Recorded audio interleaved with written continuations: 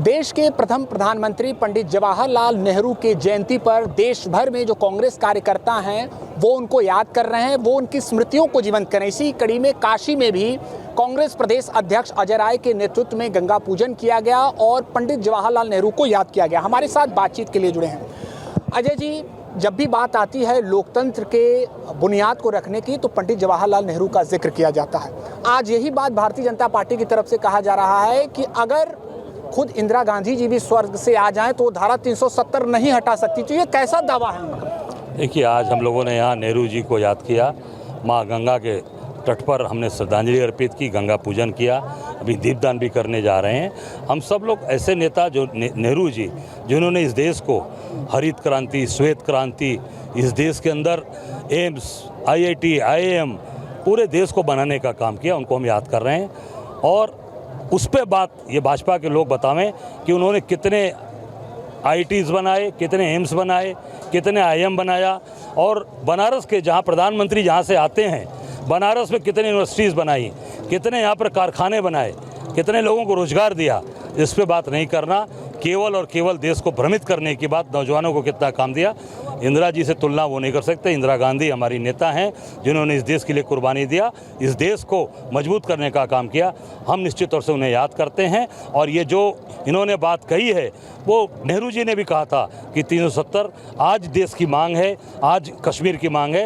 ये एक समय आएगा धीरे धीरे जब ये स्वयं अपने आप ही ये समाप्त हो जाएगा। और एक बात ये भी कही जा रही है भारतीय जनता पार्टी की तरफ से कि जो नेहरू जी की विचारधारा को आगे बढ़ा रहे हैं राहुल जी, वो उन्हें बार बार रीलॉन्च किया जा रहा है। वो प्लेन कई बार क्रैश हो चुका है लेकिन उन्हें बार बार रीलॉन्च करने का अभी तो मैं तो इतना ही कहना चाहूँगा कि भाजपा के लोगों को शर्म आनी चाहिए।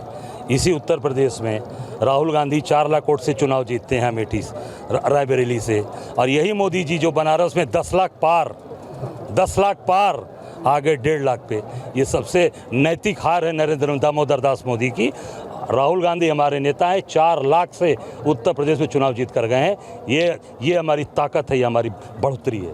वायनाड में भी मोहब्बत की दुकान की चर्चा इस समय हो रही है और इन्हीं भारतीय जनता पार्टी नेताओं ने कह दिया है कि मोहब्बत की दुकान में जो देश को बांटने वाली चीज़ें हैं वो रखी जा रही हैं। देखिए, मैं वायनाड गया था, वो ऐतिहासिक जीत होने जा रही है, हिस्टोरिकल जीत प्रियंका जी को होने जा रही है। इतिहास लिखा जाएगा और निश्चित तौर से, क्योंकि ये लोग देश को बनाने वाले लोग हैं, झूठे और फर्जी बात करने वाले नहीं हैं।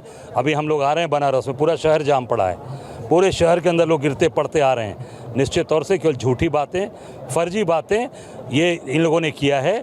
ये देश मजबूती का है, भाईचारे का है, एकता का है। बनारस का जो स्वभाव मिजाज है, का रजा का हल चालो, ये है काशी का।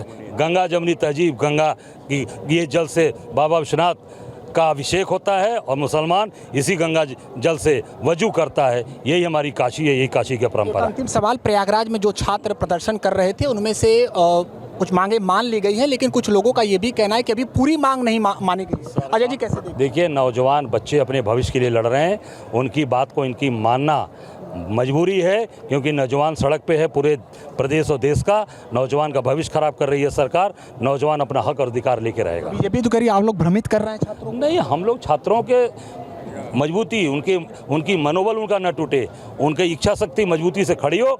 हम सब लोग उनके साथ खड़े हैं और ये लड़ाई, ये जीत, ये बच्चों की है, हमारे छात्रों की है। उसमें कोई भी पॉलिटिकल हमारा कोई आदमी गया, कांग्रेस का कोई नेता गया तो बताइए। हम उनको पूरी तरीके से उनका मनोबल मजबूत रहे, उनकी ताकत बढ़े, ये हमारा काम है। बहुत शुक्रिया। बातचीत के तमाम विषयों पर कांग्रेस प्रदेश अध्यक्ष अजय राय जी ने बातचीत।